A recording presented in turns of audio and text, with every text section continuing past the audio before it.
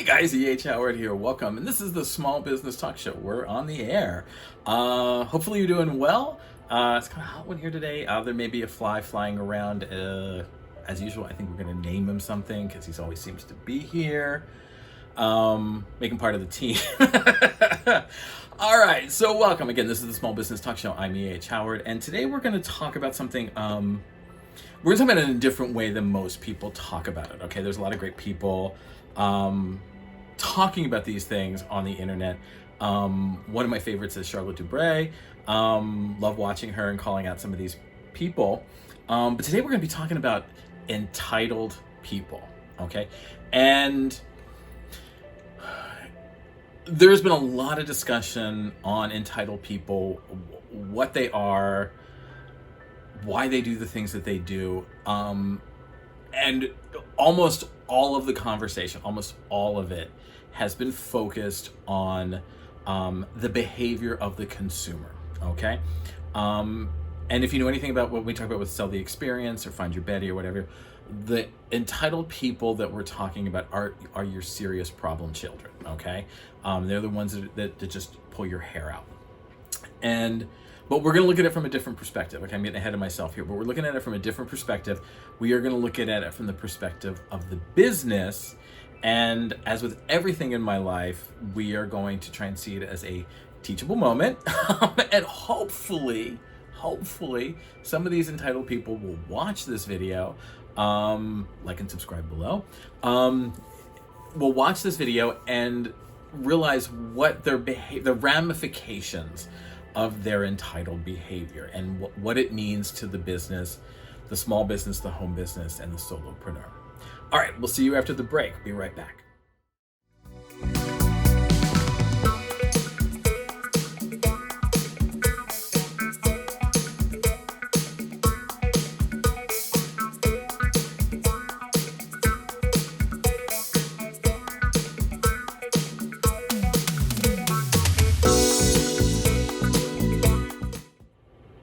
Welcome back. Hey there, I'm E.H. Howard, and welcome to the Small Business Talk Show.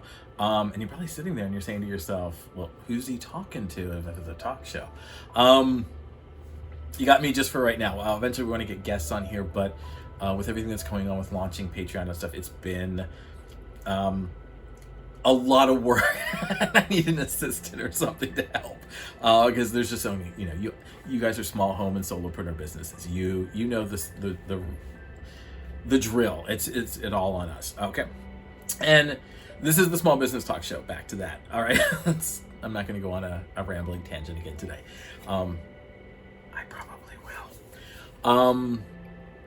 We're talking about entitled people and how that affects small home solopreneur businesses, and what it really means. All right. And if you're any one of these, a solopreneur, a home business, a small business, maybe like, I don't know, any small business, I would even say less than 100 people.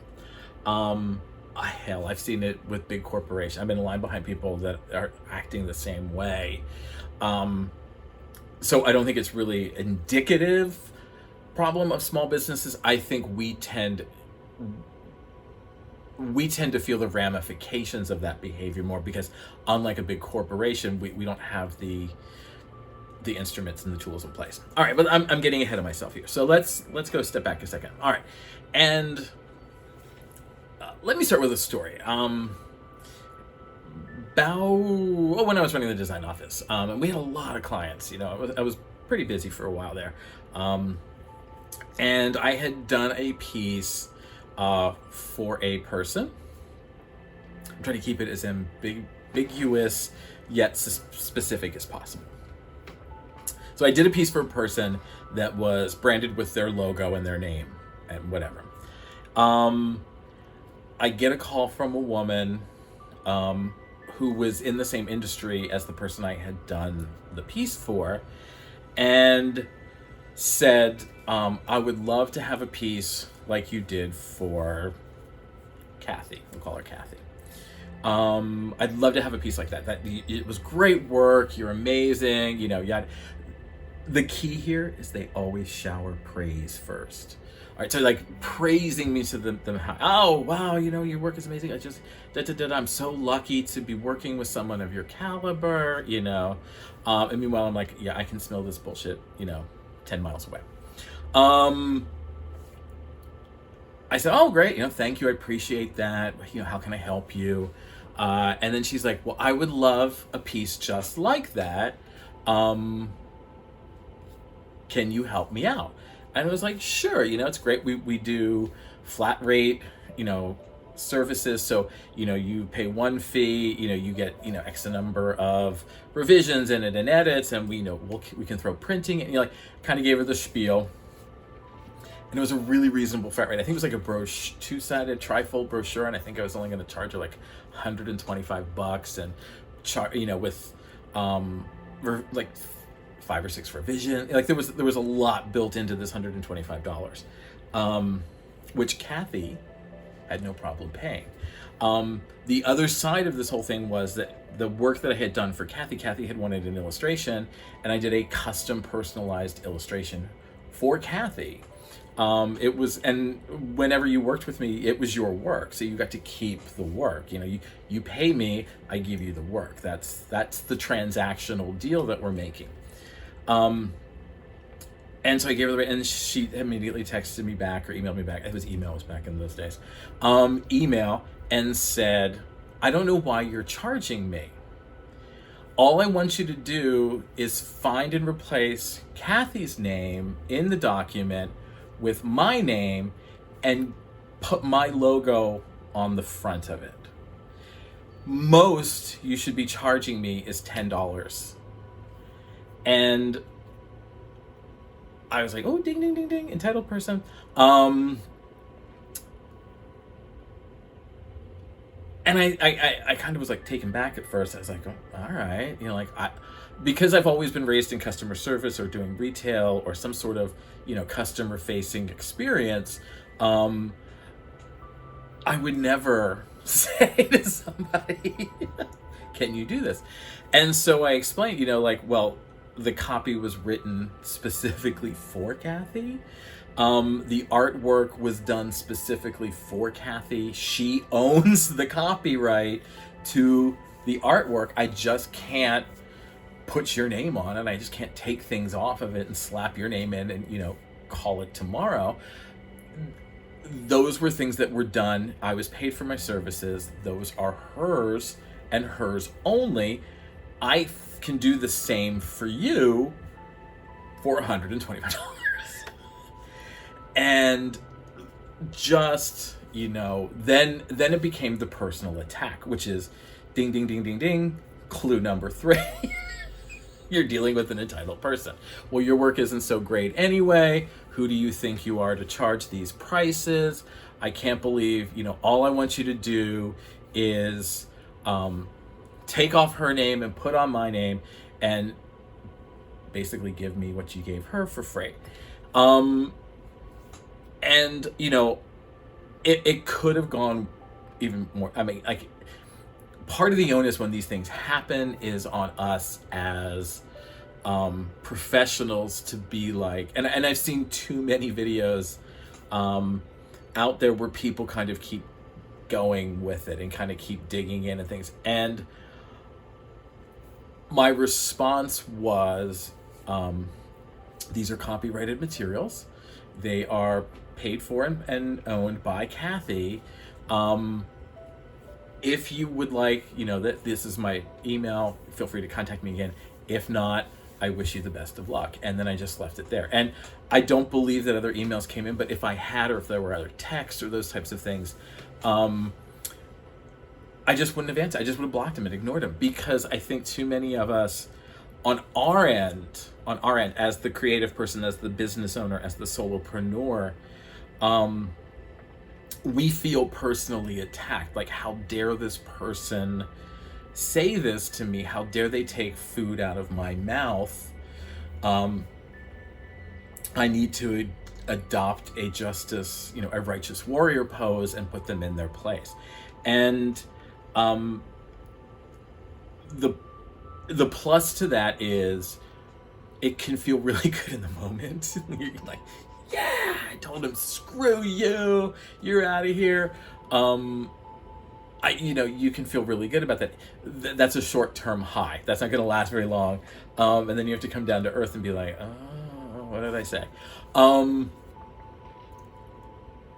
Plus, the person came to you, again, textbook problem child characteristic. The person came to you with an expectation that they weren't going to pay anything.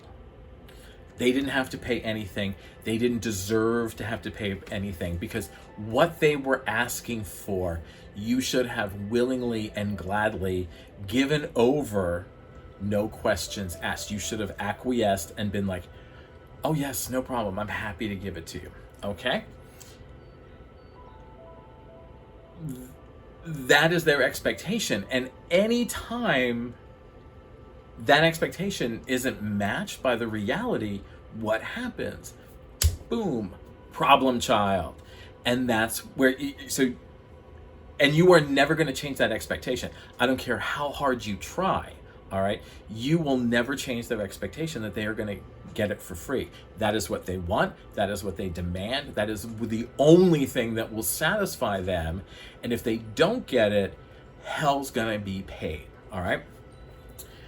The other side of it is they're just going to keep looking around until they find somebody who is desperate enough and thinks that this could be a pathway to something for them, and will do it what they've asked. Okay, so you're not only dealing with the entitlement of the moment, you are dealing with the entitlement that is their history, okay? Because you just don't get entitled overnight. People have given you things and acquiesced to you to the point where you assume that this is normal functioning, okay? Now, let's step back a second. So that is the typical entitled person. That is the textbook description, so to speak, of a problem child, okay? They had an expectation in their head. The expectation did not match up with the reality that they were being offered. And then suddenly there is a crash, like a test car into a wall, all right? Boom.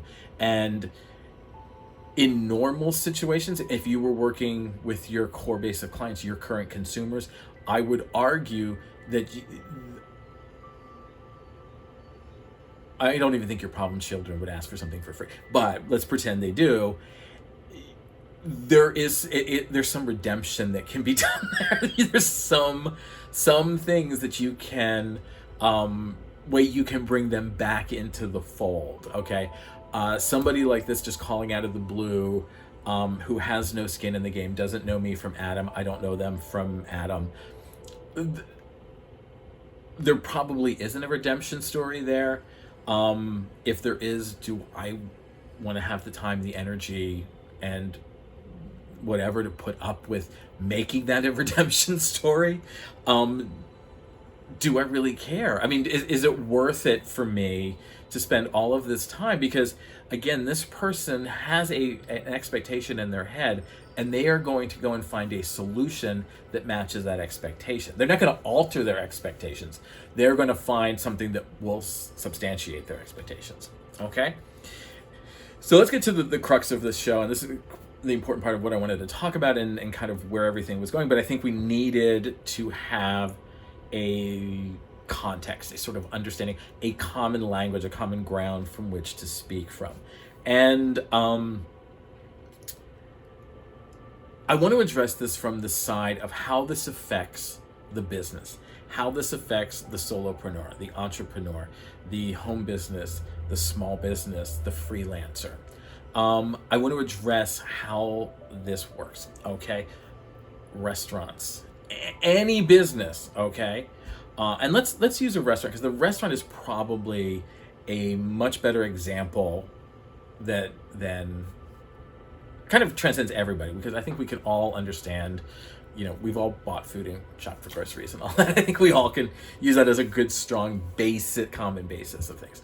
Okay, so I'm going to pretend I'm entitled Ernie, and I'm going to walk into this taco restaurant, All right. And they're selling 2 tacos for $1. And my and there's a couple of things. There's also the Instagram influencers. We'll talk about that in another video, but they're also a problem with this. So I say to the guy behind the counter, $1 is too much. All you're doing is you're scooping some meat out of a tray, slapping it into a tortilla, putting a little bit of onions on top of it, and a little bit of chopped cilantro. It's already done. Rolling it in tin foil and giving it to me. It is literally 2 seconds of your time. Why are you charging me 50 cents a taco? Right? That's the scenario that we're kind of facing here. And so, if I was the guy behind the counter, what you are thinking in your head and what Ernie Entitled has not thought of is, yes, in your limited scope, it looks like that's all that happened. I scooped in some meat, I threw in some onions and cilantro, rolled it up, boom, there's your taco. But let's talk about what goes into the taco. What goes in to that 50 cents, which is a freaking bargain. All right, freaking bargain. I have to buy the meat. I have to cook the meat. I have to pay somebody. Wait, I have to buy all the ingredients. I have to buy the tortillas. I have to buy all of the ingredients cost something. I have to prepare the ingredients. That means I have to hire someone to cut the onions, cut the cilantro, marinate the beef, etc. I have to have somebody to cook the beef. All right. I have to have a formula in place to know that, or a system in place to know that within this day, I am only going to use X amount of carne asada, so I'm only going to make like half a pound, okay? Because that's going to last me the entire day. Or, holy crap, we went through a ton yesterday, and now I don't have a lot of carne asada. There's a lot of factors that go into that. So then, that's just in making the taco. That is just, okay, these are the direct line things that go into making your taco. That doesn't include the fact that I have to pay rent on the building to cook the taco. Probably have to pay gas and utilities, right? And all stuff probably almost everything in a restaurant runs on gas. I have to pay insurance because if Ernie Entitled slips and falls, he is certainly going to sue my ass off, and I need to be covered for that. So yeah, we're going to get the insurance. I have to pay for permitting for the city because the city is not going to let me just show up anywhere and make my awesome tacos. They want to make I got to have permits. I got to have licensing. I got to meet with the Board of Health. That requires things. I've got city taxes. I got state taxes. I got all of this other stuff. And it never, ever, ever ends. And you think 2 tacos for $1 is too much? You want to pay less than $1 for 2 tacos? I should be charging you $2 a taco, not $1 for 2. And so when entitled people come into some places, that is what you're doing. And when I say you're literally taking money out of the mouths of people, the business owner at the taco place, we didn't even account for them taking home any money, any semblance of salary, any semblance of things to be able to pay their bills. All right? So when you go into a business and you ask them, especially a small home or solopreneur, you are literally stealing from them. Not just stealing, they wouldn't know. Stealing I could kind of respect because you're a little stealthy about it. You sneak in the middle of the night and you take stuff. This is literally somebody coming in like a bully in high school and taking your school lunch money. And you should be happy that I just took your money, that I didn't punch you in the face while I was here. They don't understand all of the stuff that goes into it. And if you're a creative freelancer, if you're a graphic designer, a web designer, anything in the creative fields, an event planner, photographer, photo arranger, anything like that, you know even better than any of us. I mean, I used to hear this constantly. I hear it all the time when people find out like I have artistic skills. Well, can't you just draw me this picture? No. Why? I don't know you. I haven't drawn my best friend a picture, and I've known him for 25 years. What makes you think I'm going to draw you a picture who I just met on a DM? I'm not. It's not going to happen. When you call up a photographer and say to them, I want my wedding done for free, you're doing the same thing. You're complaining that you don't have enough money to pay for a photographer for your $15,000 wedding, who has to pay for insurance, pay for lighting, spend time, because you gotta look gorgeous, because if you don't look gorgeous, oh, are we gonna hear about it? So there's a lot of retouching that needs to be done. I am lucky enough, and thank bless his little heart, I had a friend of mine who is an amazing photographer. He's been a good friend of mine again, another 20-year friend. And his Christmas present, it was generous enough, it should have been multiple presents. His wedding gift to me was he took all the photographs for us, and he took pictures for the family, he took pictures and he took a group portrait for everybody for us, and he spent weeks retouching it so that all of us looked absolutely amazing. I don't look anything like the pictures. So if you ever see one of them, that's the good, the bad. Okay. I knew how much time and effort and how much value that had, and I was overly appreciative about it. And I tell everybody about it as soon as I can. But you're asking so much of someone. You're asking them to sacrifice so much, and you don't know them, you haven't purchased from them, and then you get mad and belittle and degrade them when they don't kowtow to what you want to do. Almost all of us are in business, and I don't care what business you're in, okay? And I think this is with the entitled Ernies and I can't think of a good name for a woman, but we're gonna go with entitled Ernie. All right, if you're an entitled Ernie, God, I sound like Mr.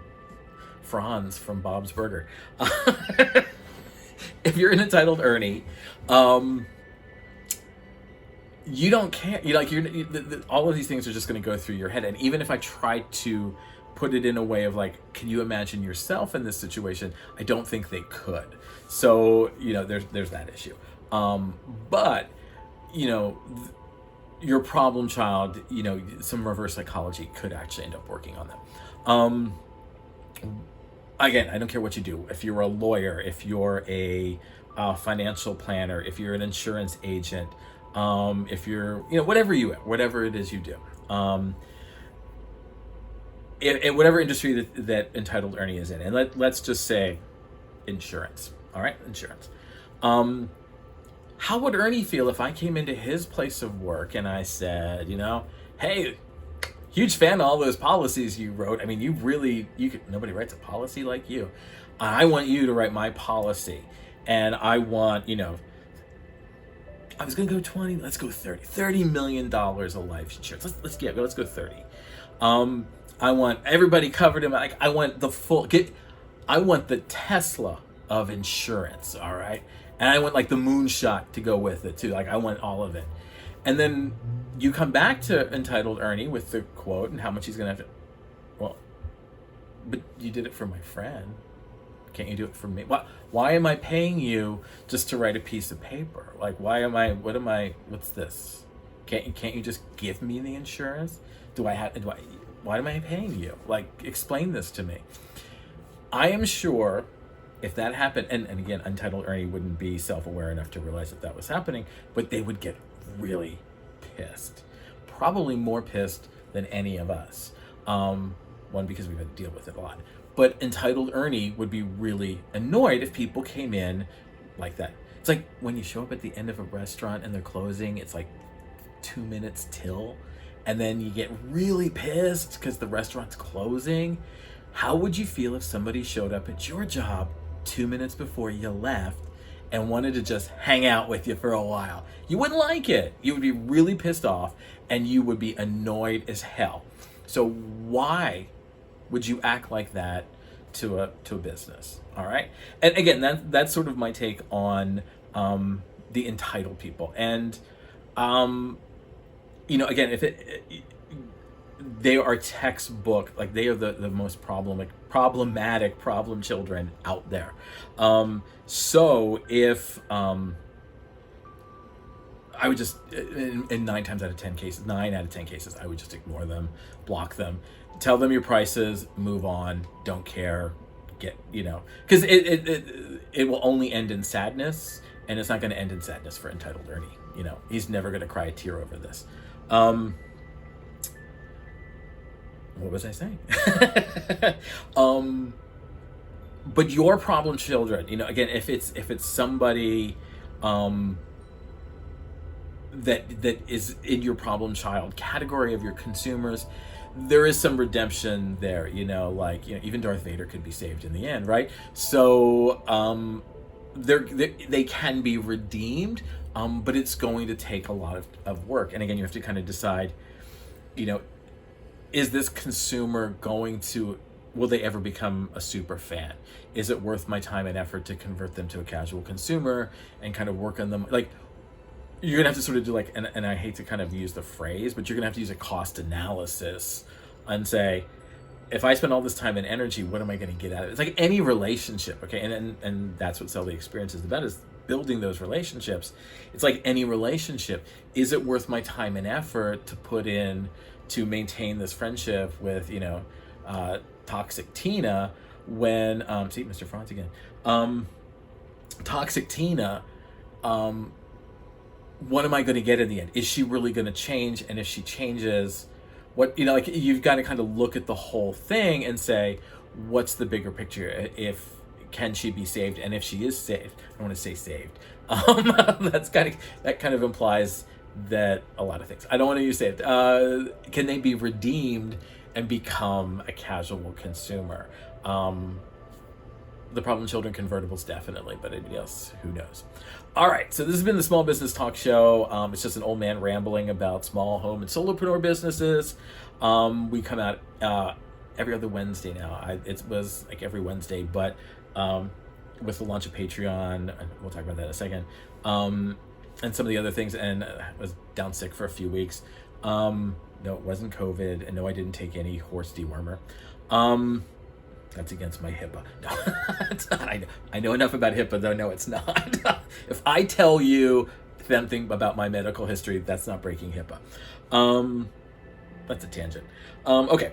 But they're bi-weekly. All right, they're bi-weekly. So, and they come out first on Patreon. So make sure if you want to pop over to the Patreon community, join us there. A little bit about the Patreon community is how